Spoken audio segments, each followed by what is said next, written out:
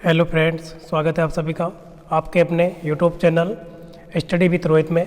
तो आज हम पढ़ेंगे यूपी डीएलएड के 4th सेमेस्टर के 3rd पेपर जो कि है आपके साइंस का। और ये पेपर आपका 25 नंबर का पेपर होता है, 1 घंटे का पेपर होता है। इसके हम सभी प्रीवियस ईयर में पूछे गए ऑब्जेक्टिव प्रश्नों का डिटेल एक्सप्लेनेशन करेंगे। यदि आप इस क्लास को 1-2 बार 3 बार सुन लेते हैं ना, तो आपको बहुत से प्रश्न याद हो जाएंगे, क्योंकि आपको पता होगा कि जो पेपर में प्रश्न होते हैं वो रिपीट होते हैं। तो एक एक क्वेश्चन को डिटेल पढ़ेंगे। तो क्लास बहुत ज़्यादा बड़ी भी नहीं होगी, 20 से 25 मिनट के अंदर ही ये क्लास कंप्लीट करेंगे।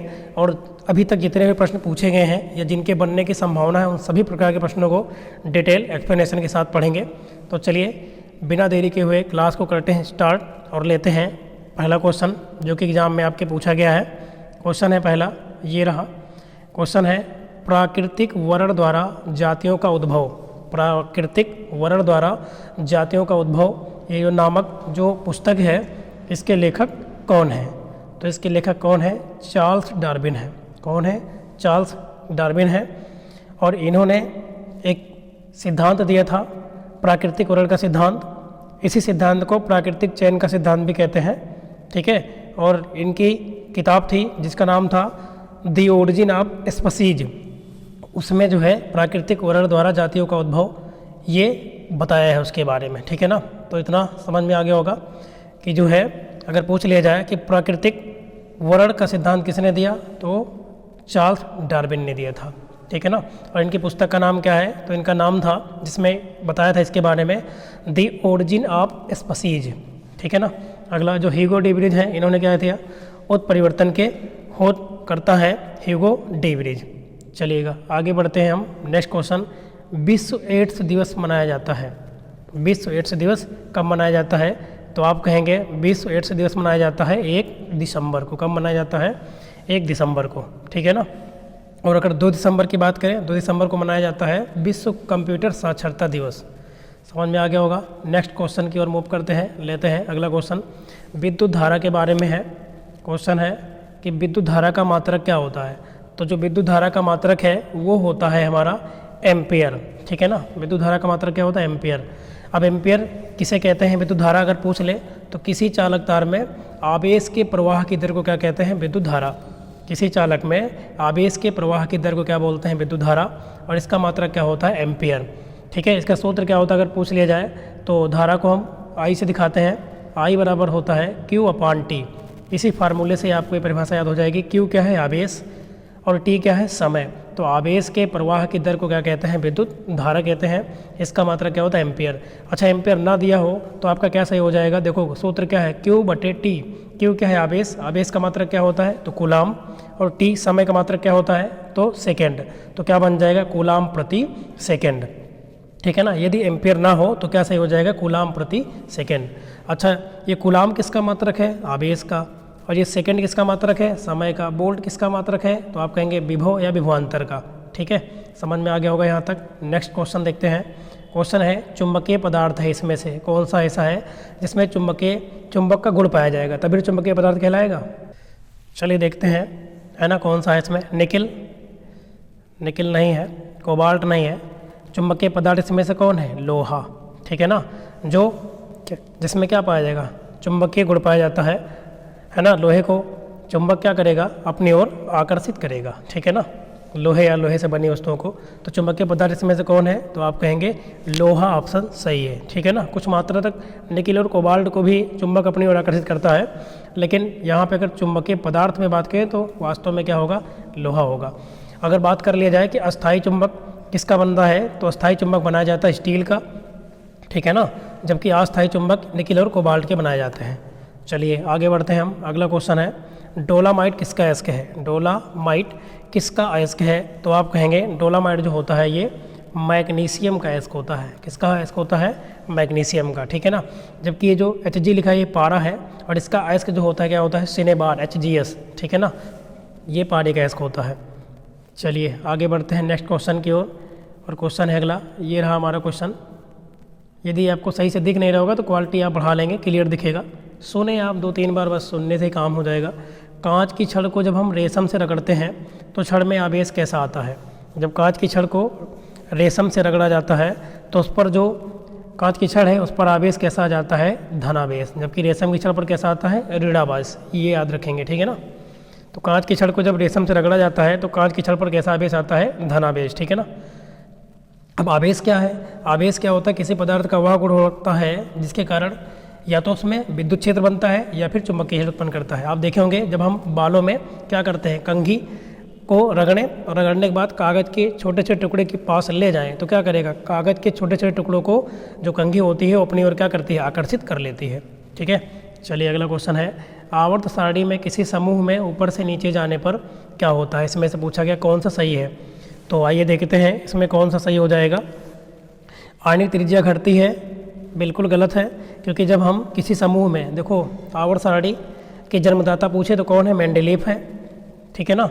और अगर आधुनिक आवर्त सारणी के जन्मदाता पूछे तो कौन है, वो है हमारे हेनरी मोजले, जो कि 1913 में बताए थे। और जो अगर बात करें यहाँ पे जो आवर्त सारणी है उसमें कितने जो है आवर्त हैं, तो 6, मतलब जो ऐसे लाइनें हैं 6 आवर्त बनाए हैं लेटे हुए, और जो खड़ी हैं लाइनें हैं इन्हें ऊर्ध्वाधर कहते हैं, स्तंभ कहते हैं, समूह कहते हैं। ये कितनी है, 18 हैं, ठीक है ना, ये तो आपको पता ही होगा। तो जब हम इस सारणी में ऊपर से नीचे की ओर जाते हैं, ऊपर से नीचे की ओर, तो क्या होता है, जो त्रिज्या होती है उसका आकार क्या होता है, ये बढ़ता हुआ चला जाता है, नाभिक का आकार बढ़ता है, मतलब कि त्रिज्या बढ़ती है। तो इसमें कह रहा घटती है, तो ये ऑप्शन गलत है। सुचालकता घटती है, बिल्कुल नहीं घटती। सुचालकता क्या होती है, बढ़ती है। घनत्व घट जाता है, तो देखते हैं क्या घनत्व घटेगा, तो आप कहेंगे घनत्व भी नहीं घटता है, ठीक है ना, घनत्व बढ़ता है, ठीक है। अगला कह रहा है कि इसमें कह रहा है कौन सा सही है, ये पूछ रहा है हमसे। तो कह रहा है कि धात्विकता बढ़ती है, बढ़ जाती है, बिल्कुल धात्विकता क्या होती है, बढ़ती हुई चली जाती है जब हम किसी समूह में ऊपर से नीचे की ओर जाते हैं। अगर त्रिज्या पूछता तो त्रिज्या जो है नीचे की ओर जाने पर क्या होती है, बढ़ती है। और जब बाईं ओर से, मतलब इधर से इधर की ओर जाते हैं पीरियोडिक टेबल में दाईं ओर, तो जो त्रिज्या होती है वो घटती है ना। बाएं से दाएं ओर जाने पर त्रिज्या घटती है, जबकि ऊपर से नीचे जाने पर त्रिज्या बढ़ती है, ठीक है ना। आगे देखते हैं अगला क्वेश्चन। तो अगला क्वेश्चन ये है, अगर अष्टक नियम पूछ ले तो किसने दिया था, न्यूटन ने दिया था, ठीक है ना। रुधिर का थक्का बनाने वाली रुधिर कणिका का नाम क्या होता है। अब रुधिर कणिकाएँ कितनी प्रकार की होती है, तो आप पढ़ेंगे 3 प्रकार के। कौन कौन सी होती हैं, RBC है ना, WBC, और क्या होती हैं, प्लेटलेट्स होती हैं, प्लेटलेट्स होती हैं। तो 3 प्रकार की कणिकाएँ पाई जाती हैं।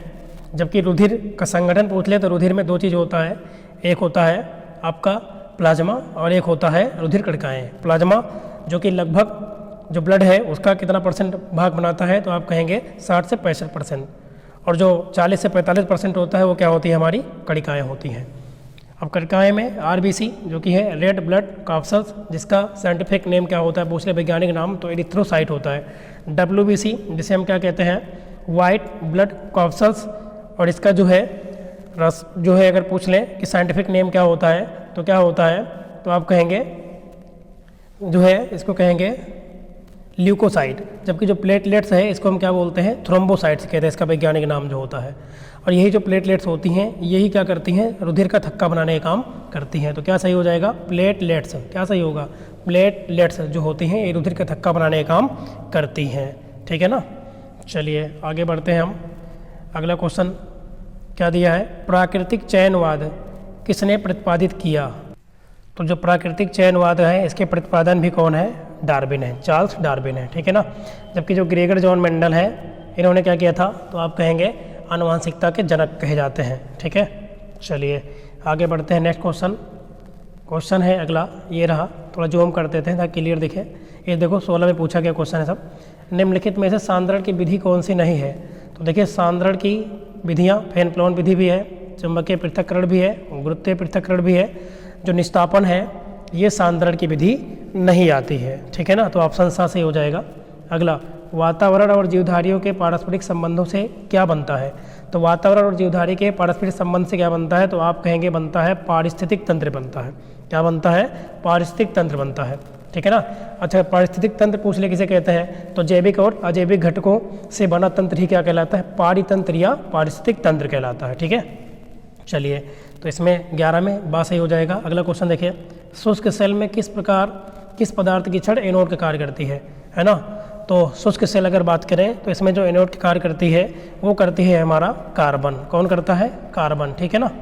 चलिए आगे क्वेश्चन देखते हैं हम। एलिसा परीक्षण है। अब एलिसा जो होता है ELISA, एलिसा जो परीक्षण किया जाता है, टेस्ट किया जाता है, ये किया जाता है एड्स के रोग की जांच के लिए। किसके लिए? एड्स के। ठीक है ना। AIDS AIDS। कभी कभी इसका पूरा नाम पूछ लेता है एड्स का, तो क्या होता है? Acquired immuno deficiency syndrome. और सिंड्रोम का मतलब होता है ग्रुप ऑफ डिजीजेज, मतलब कि बीमारियों का पूरा समूह। और एड्स होता किस वायरस से है? पहली बात तो एड्स किससे होता है? तो आप कहेंगे वायरस से।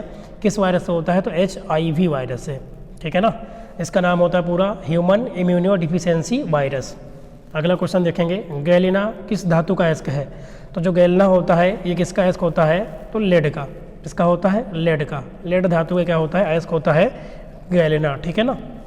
चलिए आगे बढ़ते हैं हम। अगला क्वेश्चन 15 नंबर देखते हैं। क्या दिया है? निम्नलिखित में से दिश धारा का प्रयोग करते हैं। देखिए धारा दो प्रकार में बढ़ती है, एक होती है AC, एक होती है DC। AC को बोलते हैं अल्टरनेटिंग करंट और DC को बोलते हैं डायरेक्ट करंट। मतलब कि AC जो होती है ये प्रत्यावर्ती धारा, जबकि इसको कहते हैं दिष्ट धारा, DC को। ठीक है ना। हिंदी में पूरा नाम पूछे तो अल्टरनेटिंग करंट और इसका डायरेक्ट करंट। तो जो घरों में आने वाली धारा होती है वो कैसी होती है? तो आप कहेंगे AC होती है अल्टरनेटिंग करंट। और जो हम बैटरी से डायरेक्ट लेते हैं, किसी चीज़ का यूज मिलाते हैं, तो उसे हम कहते हैं DC डायरेक्ट करंट। तो इसमें से पूछ रहा है कि दिश धारा का प्रयोग किस में करते हैं? तो आप कहेंगे, मैंने अभी बता रहा पंखा में। पंखा में क्या किसका प्रयोग होता है? तो AC का, मतलब कि अल्टरनेटिंग करंट। कि DC का? तो आप कहेंगे DC का। ठीक है ना। AC लेता है लेकिन DC में कन्वर्ट कर देता है इसको, तो पंखे में यूज करते हैं हम। ठीक है, समझ में आ गया होगा। चलिए आगे बढ़ते हैं हम। अगला क्वेश्चन है हमारा, ये रहा 16 नंबर। जूम कर दें थोड़ा, ये देखो 2018 में पूछेंगे प्रश्न है सभी। पौधों और जंतुओं, यहाँ देखो जंतुओं के बीच की कड़ी को क्या कहते हैं? पौधों और जंतु के बीच में जो कड़ी होती है उसको उसे कहा जाता है, क्या कहते हैं? यूग्लिना, अमीबा या फिर वायरस, क्या किसे कहेंगे? तो आप कहेंगे यूग्लिना को। पौधे और जंतुओं के बीच की कड़ी को क्या कहते हैं? यूग्लिना। जबकि अगर पूछ लिया जाए कि सजीव और निर्जीव के बीच की कड़ी को क्या कहते हैं, तो उसको कहते हैं वायरस। वायरस अगर बाहर है तो है ना, बाहर पड़ा हुआ है, तो उसे वो निर्जीव होता है, लेकिन जैसे किसी बॉडी में एंटर कर जाता है शरीर में, वैसे सजीव हो जाता है। तो सजीव और निर्जीव के बीच की कड़ी को कहा जाता है वायरस, जबकि जंतु और पौधों के बीच की कड़ी को कहते हैं यूग्लिना। इंपॉर्टेंट क्वेश्चन है। अगला चुंबकीय पदार्थ है। देखो रिपीटेड क्वेश्चन है। तो चुंबकीय पदार्थ इसमें कौन होगा? तांबा बिल्कुल नहीं होगा, पीतल नहीं होगा, रबड़ नहीं होगा, ये क्या होगा? लोहा। ये सभी क्या हो जाएंगे? आप कहेंगे अचुंबकीय पदार्थ में जाएंगे। ठीक है ना। चलिए अगला, लाल रक्त कणिकाओं, जिसको हम क्या बोलते हैं? RBC। इसका निर्माण कहाँ से होता है? तो इसका निर्माण होता है हमारे अस्थि मज्जा में, मतलब कि बोन मैरो में। ठीक है ना। RBC का निर्माण कहाँ होता है? तो अस्थि मज्जा में। हालांकि बहुत छोटे जब बच्चे होते हैं तो यकृत में भी बनाता है, हमारा लीवर भी बनाता है, लेकिन यहाँ पे वयस्क होने पर क्या होगा? अस्थि मज्जा। तो 18 नंबर का उत्तर क्या माना जाएगा? अस्थि मज्जा, बोन मैरो। ठीक है ना। चलिए अगला क्वेश्चन लेते हैं हम। नेक्स्ट क्वेश्चन क्या है? विद्युत बल्ब। विद्युत बल्ब में तंतु किस धातु का बना होता है? तो जो विद्युत बल्ब होता है उसका जो तंतु होता है, फिलामेंट, वो बना होता है टंगस्टन का। किसका बना होता है? टंगस्टन का। यदि आपसे इसका गलनांक पूछ ले तो NCERT के अनुसार अगर देखा जाए तो 3380 डिग्री सेंटीग्रेड है, लेकिन कोई कोई किताबें लगभग 3400 डिग्री सेल्सियस भी मानती हैं। तो इसका गलनांक काफ़ी ज़्यादा होता है। ठीक है ना, लगभग 3380। जबकि अगर हीटर में पूछ ले किसका योग होता है, हीटर में कौन सा तार? तो नाइक्रोम का। और नाइक्रोम किसकी मिश्र धातु है? तो निकिल और क्रोमियम की मिश्र धातु है, लेकिन बल्ब में टंगस्टन का प्रयोग किया जाता है। अगला देखते हैं हम, हेमेटाइट किसका अयस्क है? तो जो हेमेटाइट है ये किसका अयस्क है? तो आप कहेंगे लोहे का। हेमेटाइट किसका अयस्क है? तो हेमेटाइट लोहे का अयस्क है। ठीक है ना। चलिए अगला क्वेश्चन देखते हैं हम। अगला है विद्युत धारा का मात्रक। देखो रिपीट हुआ ना क्वेश्चन, रिपीट हुआ। ये देखिए, तो विद्युत धारा का मात्रक क्या होता है? तो हमने बताया था अभी एम्पियर होता है। क्या होता है? एम्पियर। जबकि मीटर अगर पूछ ले तो दूरी का मात्रक है लंबाई चौड़ाई का, समय का मात्रक सेकंड होता है। ठीक है, लेकिन धारा का मात्रक एम्पियर। अगर एम्पियर ना दिया रहेगा तो मैंने सूत्र बताया था, I बराबर क्या होता है? Q/T। और Q/T का मतलब क्या हो गया? Q हो गया आवेश, आवेश का मात्रक कूलाम बताया था मैंने, और T समय का मात्रक सेकेंड, तो कूलाम प्रति सेकेंड भी सही हो जाएगा। ठीक है, चलिए आगे बढ़ते हैं हम नेक्स्ट क्वेश्चन की ओर। ये रहा क्वेश्चन। यदि क्लास पसंद आ रही हो तो आप लाइक भी करेंगे। मिश्र धातु है, इसमें से मिश्र धातु कौन है? तो जो मिश्र धातु है वो कौन है इसमें? तांबा। तांबा क्या है? एक मिश्र धातु है। ठीक है ना। चलिए तांबा होगा कि पीतल होगा इसमें? देखिए पीतल होना चाहिए यार, क्योंकि एक ट्रिक आप पढ़े हैं, ना पढ़े हो तो बताते हैं, पिताजी, है ना। जो पीतल होती है ये तांबा और जिंक की मिश्र धातु होती है। तो अगर आपकी सीरीज में देखें तो गलत आंसर ही दिया है, ठीक है ना। इसमें तो तांबा नहीं होगा, मिश्र धातु क्या होगा, पीतल होगा। पीतल किसकी मिश्र धातु अगर पूछ लिए तो पीतल तांबे और जस्ते की, ठीक है ना। मैंने अभी ट्रिक बताया था पिताजी, पिताजी। इसका मतलब है कि जो पीतल है ये किससे मिलकर बनी होती है, ता मीन्स यहाँ तांबा है, जी मीन्स जिंक है। तो तांबा और जिंक की मिश्र धातु कौन होती है, पीतल। तो मिश्र धातु इसमें कौन है, पीतल है। अगला, भारत में एनीमिया के कारण क्या है। एनीमिया मतलब खून की कमी, रक्त की अल्पता, रक्त अल्पता भी बोलते हैं इसे। तो ये एनीमिया तो इंग्लिश नाम है। गरीबी, बिल्कुल गरीबी भी हो सकती है, अज्ञानता भी, और गंदा रहन सहन भी। तो हम कहेंगे उपयुक्त तो सभी सही हैं इसमें। अगला क्वेश्चन देखते हैं। नेक्स्ट है उत्परिवर्तन का कारण है। तो उत्परिवर्तन का कारण क्या होता है, जीन में होने वाला अचानक परिवर्तन क्या कहलाता है, उत्परिवर्तन। और इसके खोजकर्ता कौन है, ह्यूगो डी ब्रिज। चलिए अगला क्वेश्चन है, तृतीय उपभोक्ता है इसमें से। क्वेश्चन नंबर 25 में बात कर रहा है कि तृतीय उपभोक्ता कौन है। तो आइए देखते हैं। पहली बात तो देखिए, हरे जो पेड़ पौधे होते हैं, एक पेज पे समझाते हैं आपको। जो हमारे हरे पेड़ पौधे होते हैं, हरे पादप, ठीक है ना, ये क्या करते हैं, अपना भोजन खुद बनाते हैं। तो इनको हम कहते हैं उत्पादक। ये क्या होते हैं, उत्पादक होते हैं। फिर इनको मान लो अगर एक मैदान में देखा जाए कि हरे पौधे को मान लो खाते हैं यहाँ पे कीड़े मकोड़े, या मान लो चूहा खा रहा है। कौन खा रहा है, चूहा खा रहा है। और चूहे को मान लेते हैं कौन खाया, सांप खाया, सांप खाया। तो यहाँ पे ये जो है प्राथमिक उपभोक्ता कहते हैं इसको। इसको क्या बोलते हैं, प्राइमरी कंज्यूमर। ये हमारा होता है प्राथमिक उपभोक्ता। उपभोक्ता मतलब जो इसको खाएगा।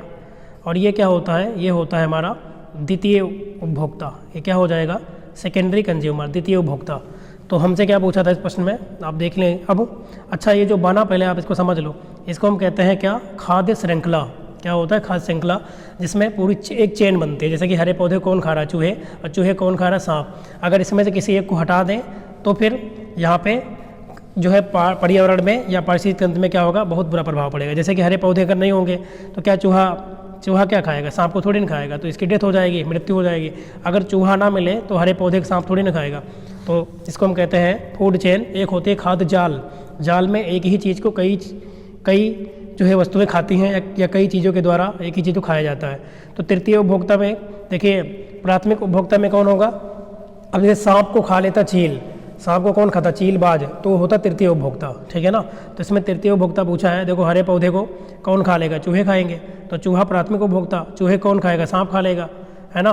तो ये हो जाएगा द्वितीय। और सांप को कौन खा लेगा, बाज खा लेगा। तो ये हो जाएगा तृतीय उपभोक्ता। तो ऑप्शन नंबर 10 सही हो जाएगा 25 में, ठीक है ना। 25 में क्या सही हो जाएगा, तृतीय उपभोक्ता पूछा है। अच्छा, बाज को सांप भी खा सकता है। तो इसमें अगर देखा जाए तो डाउट भी बना हुआ है, ठीक है ना। इसमें तो सांप भी हो सकता है, बाज भी हो सकता है। तृतीय में अगर बाज को सांप खा लेगा तो सांप को बाज भी खा लेगा। तो इसको आप जब देख लेंगे, बाकी जो भी मैंने बताया वैसे ही क्वेश्चन होता है ये।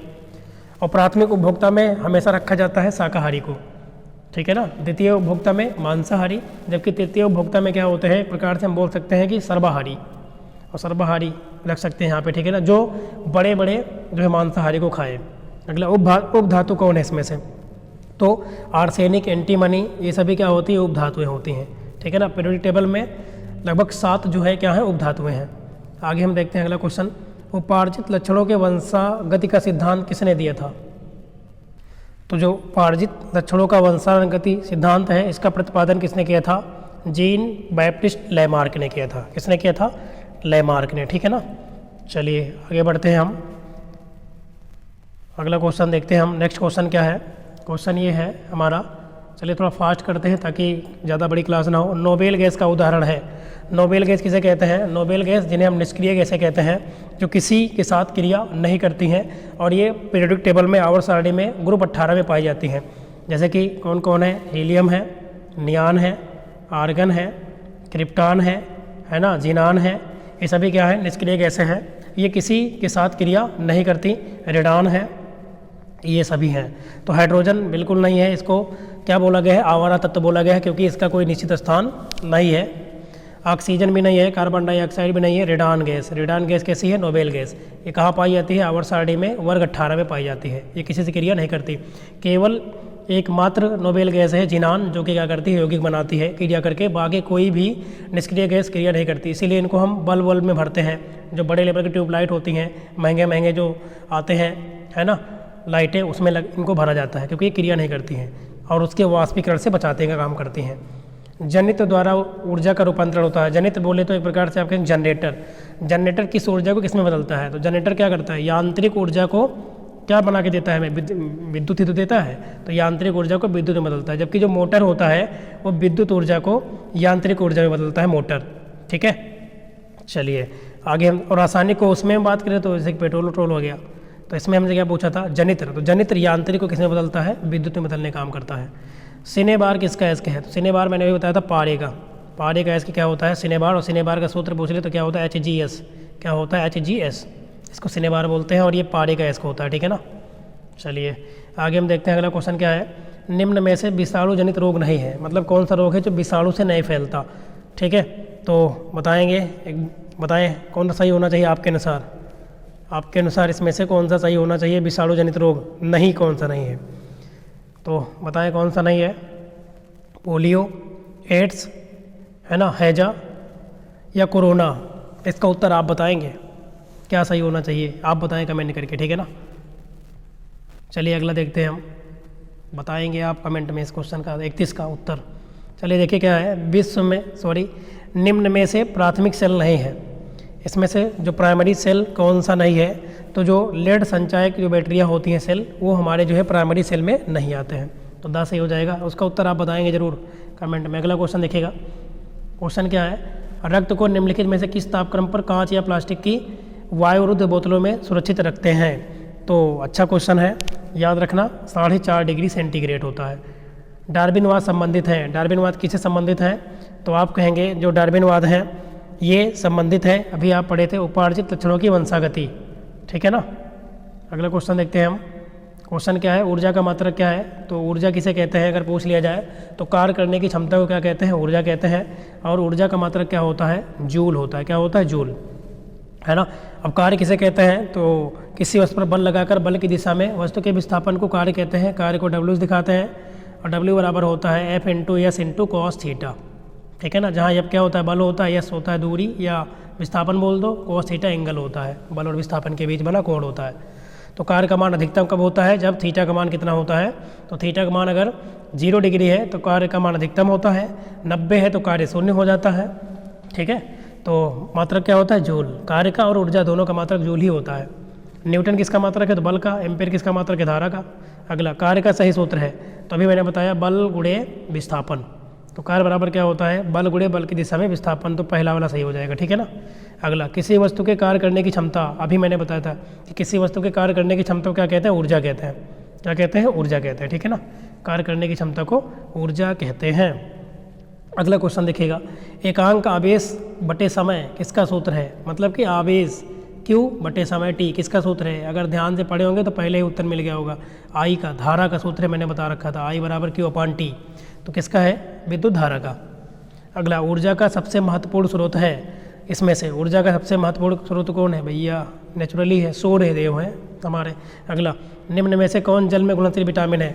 तो विटामिन घुलनशीलता के आधार पर 2 प्रकार के होते हैं, एक होते हैं जल में घुलने वाले और एक होते हैं फैट में कि वसा में घुलने वाले। तो जल में कौन घुलते हैं, 2 विटामिन हैं, B और C, और वसा में जो घुलता है उसमें 4 आते हैं, A, D, E और कौन आता है, K। ये विटामिन है जो कि वसा में घुलते हैं, तो याद रखेंगे। तो B और C जल में घुलते हैं, तो विटामिन B और विटामिन C, जबकि A, D, E और K विटामिन वसा में घुलता है। ठीक है ना, चलिए आगे क्वेश्चन देखते हैं। अगला 41 नंबर में क्या दिया है, निम्न में से कौन सा वसा में घुलनशील विटामिन। अच्छा, इसमें यही है, तो विटामिन A, D, E और K, इसको हम कीड़ा भी बोलते हैं शॉर्टकट में।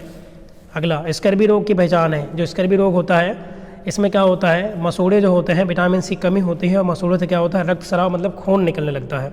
तो स्कर्वी है विटामिन C कमी से होता है, तो मसूड़ों के से रक्त का स्राव होने लगता है। अगला क्वेश्चन क्या है, कैलामाइन का रासायनिक सूत्र है। तो जो कैलामाइन है इसका जो रासायनिक सूत्र होता है ये होता है जिंक कार्बोनेट। क्या होता है, जिंक कार्बोनेट, मतलब ये जिंक का एक प्रकार से क्या है, तो आप कहेंगे अयस्क होता है। कैलामाइन जिंक का अयस्क होता है। अगला क्वेश्चन देखिएगा नेक्स्ट, RBC की जीवन अवधि कम हो जाती है किस बीमारी में, एनीमिया में, थैलेसीमिया में, हीमोफीलिया में या फिर फाइलेरिया में? तो आप कहेंगे एनीमिया रोग में। किसमें? एनीमिया में। अगला, किसी आवर्त में बाएं से दाएं जाने पर तत्वों की क्या होता है बताइए। अभी हमने आपको बताया था, अगर हम बाईं ओर से इधर की ओर जा रहे हैं तो क्या होगा? धात्विकता बढ़ेगी, आणविक त्रिज्या बढ़ती है, आणविक त्रिज्या तो घटती है, धन विद्युत प्रवृत्ति जो है बढ़ता है, तो ये भी नहीं बढ़ेगा, ठीक है ना। तो क्या बढ़ेगा? धन विद्युत प्रवृत्ति, जो ऑक्साइडों की क्षारीय प्रवृत्ति होती है, क्या होती है? घट जाती है। क्या होना चाहिए आपके अनुसार? तो जो धन विद्युत प्रवृत्ति होती है ये क्या होती है? बढ़ेगी। इसको देख लेना यार, इसमें तो सही ये होना चाहिए आपका, धातुओं की जो ऑक्साइड की क्षारीय प्रवृत्ति होती है घट जाती है। नहीं यार, ये गलत है, क्षारीय प्रवृत्ति तो बढ़ जाएगी ना, उधर जाएगा तो क्या होना चाहिए इसमें? पहला ही सही होगा, धन विद्युत प्रवृत्ति बढ़ती है। अगला, धात्विकता तो भाई घटती है, अभी मैंने बताया था, त्रिज्या घटती है, धात्विकता भी घटती है। अगला, लैमार्कवाद का आधार क्या है? लैमार्कवाद का आधार क्या है? तो लैमार्कवाद का जो आधार है वो क्या हो जाएगा? तो उपार्जित लक्षणों की वंशागति, ठीक है ना। अगला, निम्नलिखित में से कौन सा समीकरण सही है? तो मैंने अभी सूत्र बताया था, आई बराबर क्यू अपान क्या होगा? टी, यही वाला सही होगा। तो आई बराबर क्यू गुणे टी, ये गलत होगा, ये भी गलत होगा, ये भी, यही सही हो जाएगा। आप चेक कर सकते हैं, आई बराबर क्या होता है? क्यू अपान टी। नेक्स्ट क्वेश्चन, मैरास्मस और क्वाशियोरकर रोग किस बीमारी से होता है?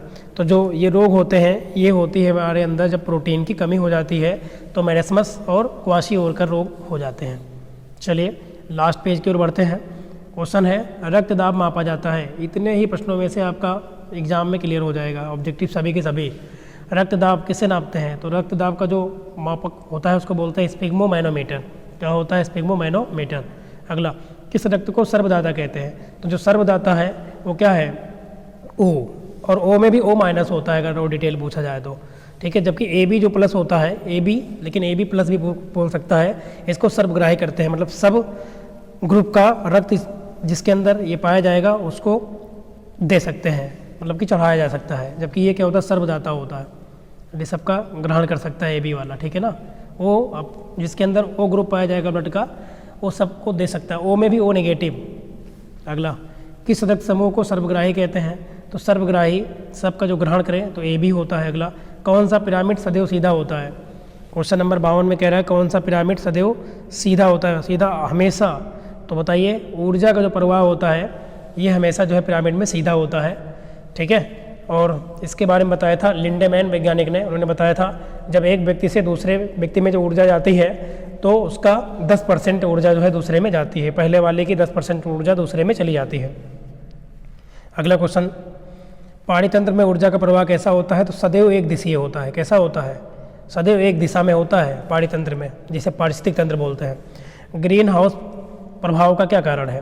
तो ग्रीन हाउस प्रभाव का जो कारण होता है वो क्या होता है बताएंगे आप? क्या होना चाहिए आपके अनुसार बताइए? जल प्रदूषण, क्या ये होगा? वायु प्रदूषण, मृदा प्रदूषण, या कोई नहीं? क्या होगा बताइए? तो आप कहें ग्रीन हाउस प्रभाव का कारण क्या होता है? वायु प्रदूषण होता है, ठीक है ना।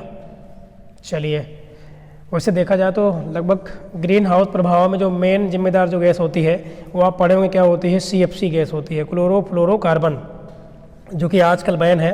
ये फ्रीजों से, रेफ्रिजरेटर से मतलब निकलती थी। चलिए, तो क्लास कैसी लगी आप कमेंट में बताएंगे, यदि पसंद आई हो तो लाइक करेंगे, कमेंट, बाकी आपकी मर्जी। चलिए, वीडियो देखने के लिए आप सभी का बहुत बहुत धन्यवाद।